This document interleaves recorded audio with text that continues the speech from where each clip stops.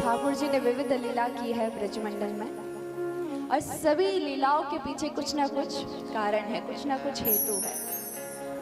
तो कालिया नाग के प्रसंग में प्रवेश करने से पहले पिताश्री को मैं निवेदन करना चाहूंगी कि थोड़ा समय अधिक लूंगी मैं। तो पहले तो ये जानते हैं कि ब्रजमंडल क्या है, अगर पिताश्री अनुमति दे तो। देखिए, ब्रजमंडल आप अपने अंदर उतारिए, ठीक है। लोग कहते हैं कि रामलला अयोध्या में अब जाकर के आए हैं 22 जनवरी 2024 में। क्या ये सत्य है? जो जो कहते हैं सत्य है हाथ ऊपर करें कि 22 जनवरी को रामलला अयोध्या में आए थे और सभी लोगों ने दीपक जला करके उनका स्वागत किया था भव्य और दिव्य तरीके से। हाथ ऊपर करें। चलो, कुछ माताएं संशय में है कि क्या बोलेंगी देवी जी, हम हाथ ऊपर करें कि नहीं करें। अब देखिए, रामलला पहले भी अयोध्या में थे, रामलला आज भी अयोध्या में है। रामलला कभी अयोध्या छोड़ के कहीं गए ही नहीं, वो वहीं थे। लेकिन हम लोगों ने उत्सव किस चीज का मनाया? तो बोले रामलला पहले कुटिया में थे। कहाँ थे? कुटिया में विराजमान थे। अब उनका भव्य और दिव्य मंदिर बना है, उनका घर बना है, जिसमें रामलला बड़े ठाठ से, राजकुमार है, बड़े ठाठ से विराजमान है। 56 प्रकार के भोग उनको लग रहे हैं, जैसे आज गिरिराज जी को 56 प्रकार के भोग लगेंगे। तो उसी प्रकार ये जो ब्रजमंडल है, ये हमारे अंदर भी विराजमान है। हमारे अंदर अयोध्या भी है और हमारे हृदय में ठाकुर जी विराजमान है। लेकिन अभी ठाकुर जी कैसे विराजमान है? तो बोले कुटिया में विराजमान है। किसमें विराजमान है? कुटिया में। उनको कष्ट हो रहा है, उनके भक्तों को कष्ट हो रहा है वो चीज को देख करके। तो आप भी कोशिश करिएगा, 7 दिन की कथा में आप डुबकी लगा रहे हैं तो ऐसे डुबकी लगाइए कि खाली बाहर का नहीं, अंदर का मैल भी छूट जाए और आपके अंदर के सारे पाप, ताप, संताप भी मिट जाए, और साथ ही साथ जो विकार है आपके अंदर, काम, क्रोध, लोभ, मोह, मद, मत्सर इत्यादि, वो सारे के सारे समाप्त हो जाए और आपका मन निर्मल हो जाए। क्यों निर्मल हो जाए? क्योंकि ठाकुर जी को निर्मल मन प्रिय है। निर्मल मन जन सो मोहि पावा, निर्मल मन सो मोहि पावा, निर्मल मन जन सो मोहि पावा, निर्मल मन जन सो मोहि पावा, मोहि कपट छल छिद्र न भावा, मोहि कपट छल छिद्र न भावा। देखिए, इसलिए आपका मन निर्मल हो और ब्रज धाम आपके अंदर है, ये भी संकेत देती हूँ आपको। देखिए, ब्रज धाम में ठाकुर जी अवतरित हुए हैं। कब हुए? तो बोले 12 बजे। उसके भी हेतु है कि ठाकुर जी क्यों 12 बजे ही जन्म लेते हैं। राम अवतार में भी ठाकुर जी दिन के 12 बजे उन्होंने जन्म लिया और कृष्ण अवतार में भी वो रात्रि के 12 बजे जन्म लिया। तो क्यों लिए अवतार? तो उसके भी हेतु है, लेकिन समय की पाबंदी है। तो आप पूर्व कथा सुन करके आप श्रवण करिएगा, उसमें मैंने विस्तार पूर्वक बताया है। लेकिन अभी पिताश्री इतना अनुमति तो नहीं देंगे, इसलिए हम शॉर्टकट में जा रहे हैं। तो देखिए, ठाकुर जी ने विविध लीला की है। सबसे पहले पूतना जी आई है, भेष बदल करके आई है। जो उनका वास्तविक स्वरूप है वो स्वरूप नहीं दिखाया है, माया का स्वरूप बना करके आई है। उसी प्रकार ठाकुर जी जब आपके अंदर अवतरित होंगे, मतलब जब आपका हृदय द्रवित होगा, हृदय द्रवित होने के बाद ठाकुर जी प्रकट होंगे। प्रकट होंगे तो क्या होगा? आपके अंदर भक्ति आएगी। जब भक्ति देवी आएंगी, भक्ति देवी प्रवेश करेंगी तो माया आएगी। आए बिना रह ही नहीं सकती माया। माया भेष बदल करके आएगी और ऐसा भेष बना करके आएगी कि आप देखते ही रह जाओगे उसको। आपको पहले तो बहुत आनंद देगी वो माया, बहुत खुश करेगी, लेकिन बाद में जहर पिलाएगी महाराज। तो उस माया से बचे आप। जब आपको कुछ चीज बहुत ज्यादा अच्छी लगने लगे, आप उसके प्रति आपकी आसक्ति बढ़ती जाए ना, तो आप समझ जाइए कभी इन विकारों से ग्रसित हो जाते हैं। तो हम तो साधारण से मनुष्य हैं महाराज, हमारे पास तो इतनी भजन भी नहीं है, इतना साधना भी नहीं है हमारे जीवन में कि हम उससे बच पाए। इसलिए आप सभी लोग इस चीज से बचे, जितना हो सके नाम जप करते ही रहिए। तो आइए, ब्रजमंडल हमारे अंदर ही है, ठाकुर जी भी हमारे अंदर ही विराजमान है, वो बड़े ठाठ से रहे, ये आपका कर्तव्य है और ये आपका परम धर्म है। सवई पुंशाम परो धर्मो या तो भक्ति रजो सजे अहितुक्य प्रतिहता ये आत्मा संप्रसिद्धति। कहा गया है कि सभी मनुष्य का सवई पुंशाम, सभी मनुष्य का परम धर्म क्या है? तो बोले एकमात्र भक्ति। और वो भक्ति कैसी हो? तो बोले अहेतुकी हो। अहेतुकी माने निस्वार्थ हो, स्वार्थ रहित हो। और ऐसी भक्ति आप लेकर के आइए, फिर चाहे कोई भी विकार आपके सामने आ जाए, आप सभी को एक एक करके मात दे जाएंगे और ठाकुर जी के चरणों में आपका अनुराग, आपकी प्रीति बढ़ती ही जाएगी। अब यहाँ पर देखिए, कालिया नाग का मान वर्धन ठाकुर जी ने क्यों किया?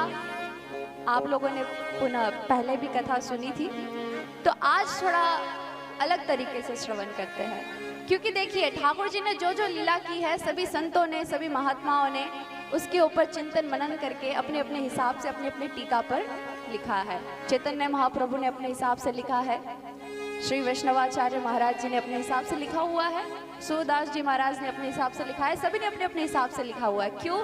क्योंकि उन्होंने उस चीज को अनुभव किया है, उसके ऊपर चिंतन मनन किया है, उन्होंने उस चीज को नेत्र को बंद करके मानो प्रत्यक्ष रूप से उन्होंने देखा है, दर्शन किया है, इसलिए उन्होंने अपने अपने हिसाब से लिखा है। तो आज एक संत ने बहुत प्यारी सी इसके ऊपर टिप्पणी की थी, तो मैं उस प्रकार से आपको सुनाने जा रही हूँ।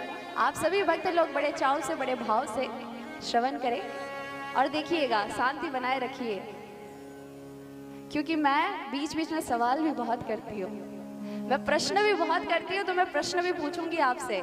इसलिए आप लोग एक चित्त होकर के कथा श्रवण करिएगा, क्योंकि बाद में आपका टेस्ट भी लिया जाएगा।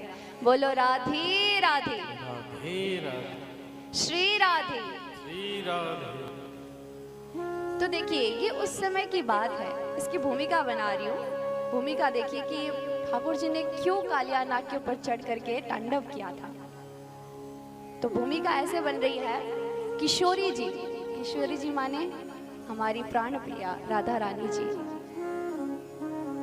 वो मोर कुटी में मानो मोर बन करके, मोरनी बन करके नृत्य कर रही है। क्या कर रही है? नृत्य कर रही है। और ऐसा अद्भुत नृत्य कर रही है, ऐसा अद्भुत नृत्य कर रही है, मानो साक्षात मोरनी अपने पंखों को फैला करके आज किशोरी जी अपने दोनों के दोनों भुजाओं को ऊपर करके आज नृत्य कर रही है।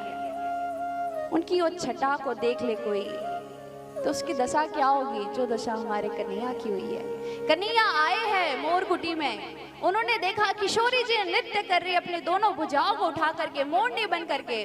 मारू मन मोर बनी धन घट कर, मन मोर बनी धन घट।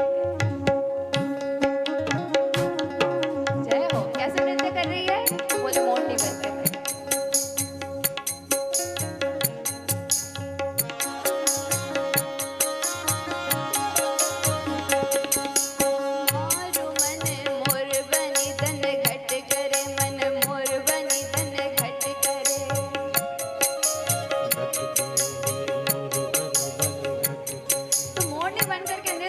ठाकुर जी ने देखा, ठाकुर जी देख करके स्तब्ध रह गए, ना हिले ना डुले, यहाँ तक कि उनके हाथ में जो बंसी थी वो हाथ में ही रह गई। कहते हैं, जब देखी वृषभानु जा, जिए बिच उठी भूख, बंसी हाथ में रह गई, फिर ना लागी भूख। महाराज, ये दशा हो गई है कन्हैया की। ठाकुर जी देखते ही रह गए कि क्या छटा है किशोरी जी की, क्या नृत्य कर रही है। ठीक इनके सामने तो जो स्वर्ग में अप्सराएं जो नृत्य कर रही है, वो भी फीकी पड़ जाए, इस प्रकार से किशोरी जी नृत्य कर रही है। ठाकुर जी देखते रह गए, मानो ठाकुर जी आज बेहोश होने वाले हो। जैसे ही वो गिरने लगे, झाड़ियां हिली, जैसे ही झाड़ियां हिली, किशोरी जी बोली, कौन वानर है? ठाकुर जी बोले, किशोरी जी कोई वानर नहीं, आपका दास यहाँ पर मौजूद है। किशोरी जी बोली, ओ हो, ये तो नर विशिष्ट है, ये तो सर्वोत्तम है, सर्वोत्तम नर है करके किशोरी जी निहारती, किशोरी जी देख करके शर्मा जाती, लज्जित हो जाती है और किशोरी जी कहती है, अरे केशव, तुम तो देखते ही देखते माखन के साथ साथ नृत्य भी चुराने लगे हो। क्या माखन चुराते चुराते थके नहीं तुम? क्या तुम नृत्य भी चुराने आ गए? ठाकुर जी बोले, किशोरी जी, यदि आप हमसे प्रसन्न हो तो एक निवेदन है दास का कि आप मुझे नृत्य करना सिखा दीजिए, आपके तरह मुझे भी नृत्य करना है। किशोरी जी बोली कि नहीं नहीं, हम नहीं सिखा रही आपको नृत्य। ठाकुर जी बोले कि देवी जी ऐसा मत करिए, आप नृत्य हमें सिखा दीजिए, हम सीखेंगे तो बस आप ही से सीखेंगे, वरना किसी से नहीं सीखेंगे। राधा रानी बोले कि नहीं, हम तो नहीं सिखा रहे। किशोरी जी वहां से शर्मा करके चली गई। अब कुछ दिन हो गए, एक आध दिन हो गया, किशोरी जी देख रही है कि अरे ये केशव आ क्यों नहीं रहे, ये बनवारी दिख क्यों नहीं रहा है, आज कई दिन हो गए दिखे ही नहीं रहा। तो यहाँ पर अपनी सखी से पूछ लिया किशोरी जी ने, ललिता जी से पूछती है कि अरे ललिता, ये नंद का छोरा कहाँ है, आजकल दिखता ही नहीं है, कहाँ चला गया है, उसके दर्शन भी बड़े दुर्लभ हो गए हैं आजकल। तो ललिता जी बोली कि हे प्राण प्रिया जी, वो तो आपसे नृत्य सीख रहे हैं, वो कहाँ से दिखेंगे, वो तो निरंतर रूप से आपसे नृत्य सीख रहे हैं।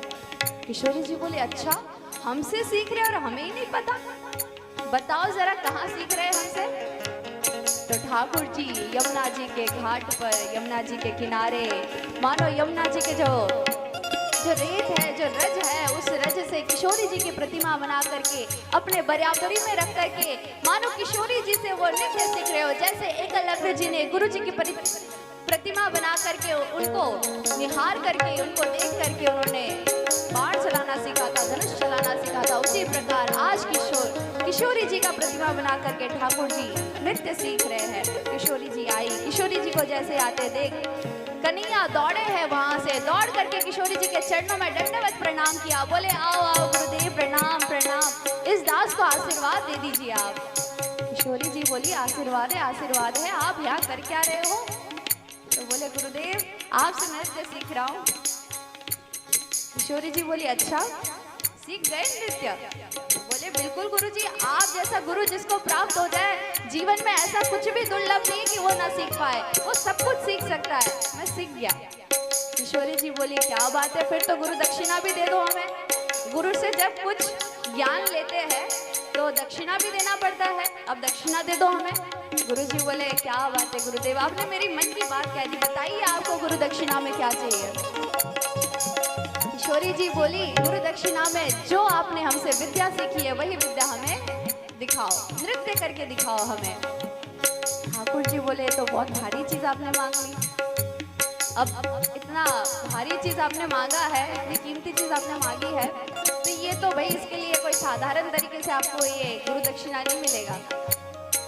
गुरु दक्षिणा तो आपको एक अद्भुत तरीके से मिलेगा, आप कुछ समय के लिए इंतजार करिए। अब वो समय की घड़ी आ गई। अब ठाकुर जी बोले कि भाई गुरु जी को दक्षिणा देना है, साधारण मंच नहीं बनेगा। तो कैसा मंच बनेगा? तो बोले महाराज जल मंच बनेगा, जल के बीचों बीच मंच बनेगा। और मंच भी कैसा? तो बोले चलता हुआ मंच बनेगा, एक जगह पे रुका हुआ नहीं। कालिया नाग के फण जो है ना, एक के ऊपर एक आ रहे थे, कभी एक फण ऊपर आ रहा है तो कभी दूसरा फण ऊपर आ रहा है। तो बोले कि ठहरा हुआ मंच नहीं, चलता हुआ मंच बनेगा। और जैसे यहाँ पर ये हेलोजन लाइट लगे हुए हैं ना, तो बोले लाइट की भी व्यवस्था होनी चाहिए, मंच साधारण नहीं है। तो बोले कालिया नाग के जो 100 फंड है, 100 के 100 फंड में मणि लगी हुई है। क्या लगी हुई है? मणि लगी हुई है। और वो मणि ऐसे दिव्य चमक रही है कि पूछो मत। ठाकुर जी चढ़ गए कालिया नाग के ऊपर। ठाकुर जी देख रहे एक एक करके सारे के सारे ब्रजवासी आ गए हैं सामने, इंतजार कर रहे कि किशोरी जी कब आएंगी, कब मेरे गुरुदेव भगवान आएंगे। जैसे ही किशोरी जी आई कि कन्हैया मुस्कुराए, कन्हैया ने हाथ जोड़े, बोले गुरु जी आज्ञा दीजिए, अब क्या मैं आपको दक्षिणा दे दूं?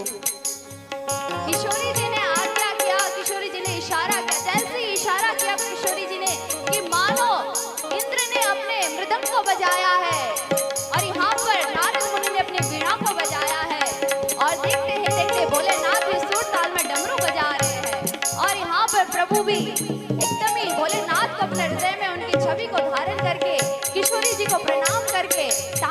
करना प्रारंभ कर रहे हैं। तांडव गति मुंडन पर नाचत गिरधारी,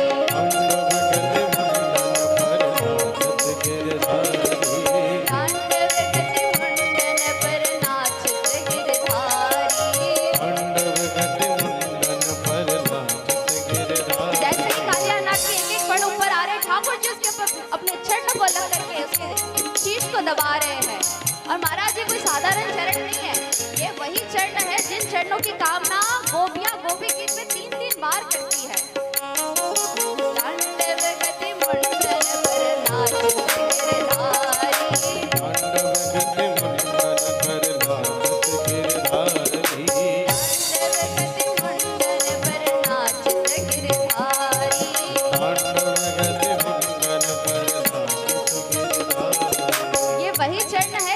को योगी महात्मा विमलात्मा अपने हृदय में धारण करके निरंतर रूप से प्रभु का नाम जप करके उनके ऊपर ध्यान लगाते हैं। और ये वही चरण है जिसके ऊपर पड़ जाए ये चरण, ठाकुर जी चाह करके भी उसका कुछ नहीं बिगाड़ सकते।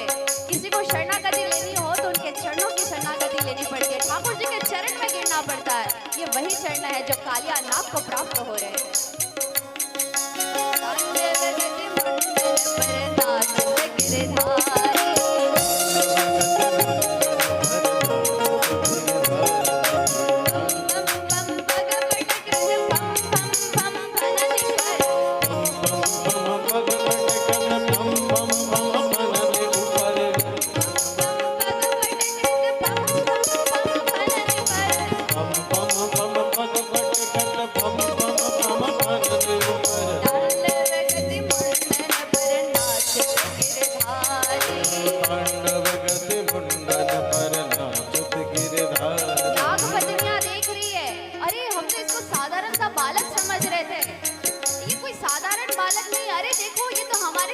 हमारे नाथ के ऊपर ऐसे तांडव कर रहा है, कोई इसको रोक लो वरना ये हमारे स्वामी के प्राणों को हर लेगा।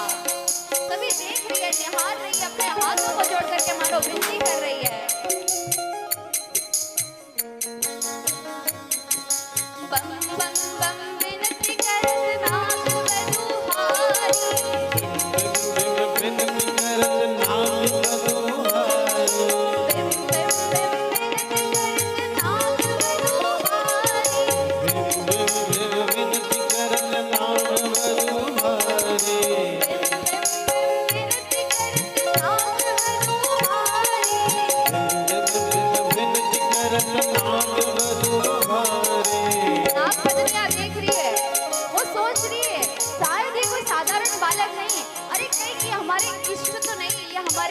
नाथ तो नहीं जिसको हम साधारण सा बालक समझ रहे थे।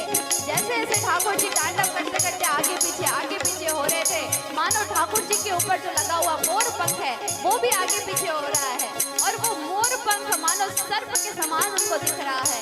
और यहाँ पर भोलेनाथ की छवि उनको दर्शन होती है। यहाँ पर नाथ पत्नियां विनती करती है,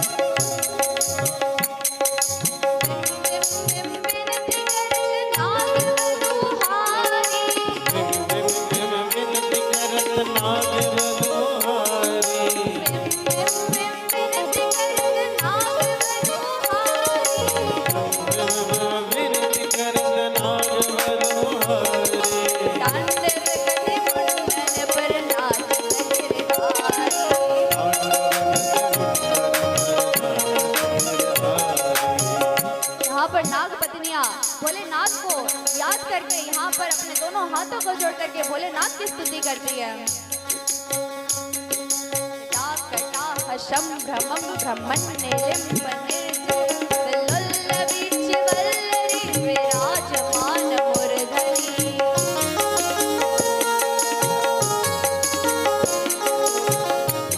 धगत जलल ललाट पट्ट भावके किशोर चंद्रशेखरे रति प्रतीक्षणं महा।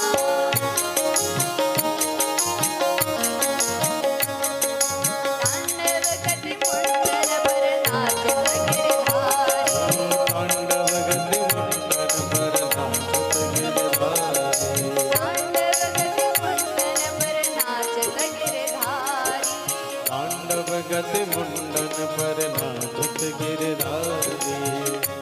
पत्नियां विनती करती है। ठाकुर जी उनको विनती करता देख ठाकुर जी मुस्कुराते हैं। नाग पत्नियां कहती है, हे प्रभु हमारे स्वामी को बख्श दीजिए, आप इनकी क्या गलती है आप एक बार बता दीजिए। जो भी इनकी गलती हो, ये अपनी गलती को सुधारने के लिए तैयार है, आप इनको क्षमा कर दीजिए। प्रभु आप इनके ऊपर कृपा करिए। प्रभु मुस्कुराते हैं, किशोरी जी की ओर निहारते हैं, किशोरी जी से आज्ञा लेते हैं कि गुरुजी दक्षिणा आपको प्राप्त हो गया। किशोरी जी ने तालियां बजाई कि क्या खूब नृत्य किया है बनवारी तुमने। किशोरी जी प्रसन्न हुई, किशोरी जी मुस्कुराई, शर्माई। ठाकुर जी देखे यहाँ पर नाग पत्नियां भी विनती करती है। नाग पत्नियां कहती है कि हे प्रभु, ये पूरे ब्रह्मांड में हमें जो कुछ भी दिख रहा है, हमें ये कुछ भी नहीं चाहिए। ना तो हमें सुख संपत्ति चाहिए, ना हमें वैभव चाहिए, ना हमें मुक्ति चाहिए। प्रभु हमें कुछ भी नहीं चाहिए। कहती है, न नाक पृष्ठम न च सर्वभौमा न पारमेष्टम न रसाधिपत्यम न योग सिद्धिम रघुनर्भंगा वाच्यन्ते यत् पादतजो प्रपन्ना।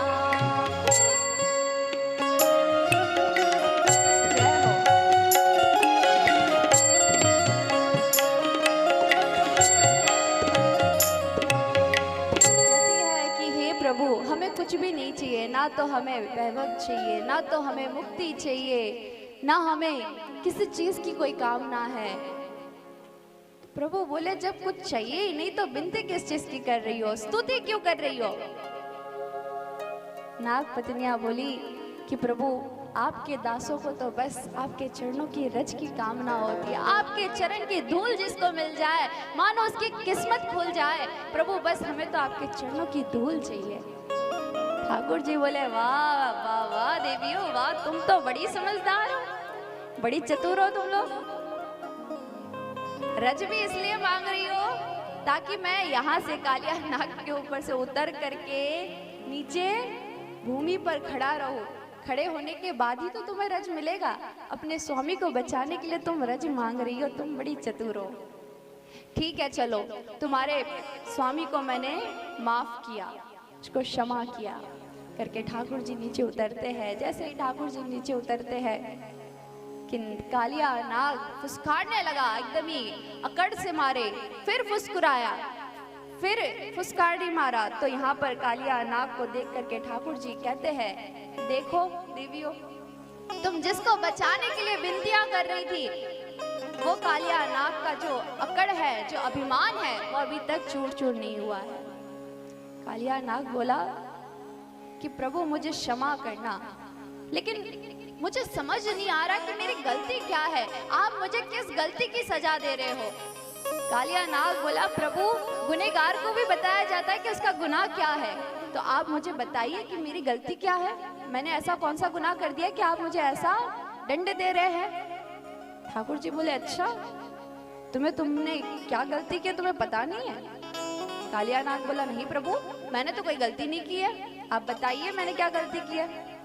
प्रभु बोले, अच्छा बेटे, तो ये तूने काली देह को इतना विषैला कर दिया है कि ऊपर से जो भी पक्षियां यहाँ से गुजरती है, सारी की सारी पक्षियां मृत्यु को प्राप्त करती है। जो भी गौ माता ये विषैला जल पान करती है, वो गौ माता भी मानो मृत्यु को प्राप्त कर रही है, और तू कह रहा है कि मेरी गलती क्या है। कालिया नाग बोला, प्रभु क्षमा करना, आपकी बात को काट रहा हूं। प्रभु बोले कि बताओ क्या कहना चाहते हो। कालिया नाग बोला, प्रभु पहले आप ये बताइए कि हम नागों को उत्पन्न किसने किया है। सुनिएगा, हाँ, कालिया नाग बहुत जबरदस्त बात कहता है। प्रभु हम नागों को उत्पन्न किसने किया है। प्रभु बोले, हमने। बोले कि प्रभु तो ये नागों के अंदर ये तमोगुण अधिक किसने किया है। प्रभु बोले, हमने। अच्छा प्रभु ये जो नागों के अंदर जो विष है, ये जो जहर है, ये किसने भरा है, एक बार बताना। ठाकुर जी बोले, हमने। अच्छा प्रभु, ये सर्पों को स्वाभाविक क्रोधित किसने बनाया है, उनका स्वभाव इतना क्रोधित किसने बनाया है? तो प्रभु बोले कि हमने। तो यहाँ पर कालिया नाग कहते हैं कि प्रभु बस हो गया सिद्ध, तेरा तुझको अर्पण क्या लागे मोरा। प्रभु ये जो कुछ भी आपने दिया है सब कुछ आप ही का है, आपने दिया है तो हमने आप ही को लौटा करके दे दिया, रिटर्न गिफ्ट कर दिया है, तो इसमें हमारी क्या गलती? प्रभु बोले अच्छा बेटे, खूब पढ़े लिखे लगते हो तुम, हाँ शास्त्र को खूब पढ़ लिया है तुमने। देखो जो शास्त्र को पढ़ने लगते हैं ना प्रारंभ में, तो बहुत ज्यादा तर्क करते हैं, और ये वास्तविक में होता है, क्योंकि जो अर्ध घड़ा है ना, आधा घड़ा जो जल से भरा होता है ना, बहुत ज्यादा छलकता है। जिसके ऊपर पूर्ण ज्ञान आ जाता है वो तो काफी विनम्र हो जाते हैं। विद्या ददाति विनयम, विद्या हमेशा विनम्रता को देती है। लेकिन जिसके पास अर्ध ज्ञान होता है ना, वो बहुत ज्यादा तर्की होते हैं, बहुत प्रश्न करते हैं। अगर कहीं कुछ चर्चा भी चल रही होगी तो बिना बात के टूट पड़ते हैं कि हमें भी आता है। तो यहाँ पर कालिया नाग ने भी आधी अधूरी बात सुनी थी तो बोल दिया कि भाई प्रभु आप ही ने दिया था, हमने आप ही को लौटा दिया, इसमें हमारी क्या गलती? ठाकुर जी बोले अच्छा बेटे, खूब पढ़े लिखे लगते हो, इतना नहीं पढ़े लिखे हो कि भाई हमने तुम्हें बनाया तो हमने तुम्हारे लिए रहने की भी व्यवस्था की है, रमणक द्वीप में तुम्हारे रहने की व्यवस्था है, तुम सर्प जाकर के वहां पे रहो। तो कालिया नाग हाथ जोड़ के बोला प्रभु ये तो हमें भी पता है, हम तो वहीं रहते थे, लेकिन प्रभु वो जो आपका वाहन है ना, कौन? गरुड़। तो गरुड़ जो है बार बार आकर के हम सर्पों को खा खा करके अपना आहार बना लेता है, अब उसका आहार हम नहीं बनना चाहते, और मेरी उसकी तो 36 की आंकड़ा चल रही है, उसकी मेरी बनती नहीं है, तो हम क्या करें? प्रभु बोले अच्छा यही बात है यदि, तो एक काम करो, तुम जाओ, अब तुम्हें मेरा वाहन कोई तंग नहीं करेगा। बोले कैसे, हम कैसे विश्वास कर ले कि वो मुझे परेशान नहीं करेगा? तो बोले क्योंकि ये जो नाच नाच करके, तांडव कर करके जो मेरे जो चरणों की जो छाप है वो तुम्हारे मस्तिष्क पर लग चुकी है, अब मोहर लग चुकी है तुम्हारे सर पर, अब तुम हमारे हो, और जो हमारा है उसका मेरा वाहन क्या, कोई भी विधाता भी उसका कुछ नहीं बिगाड़ सकता। बोलो राधे राधे।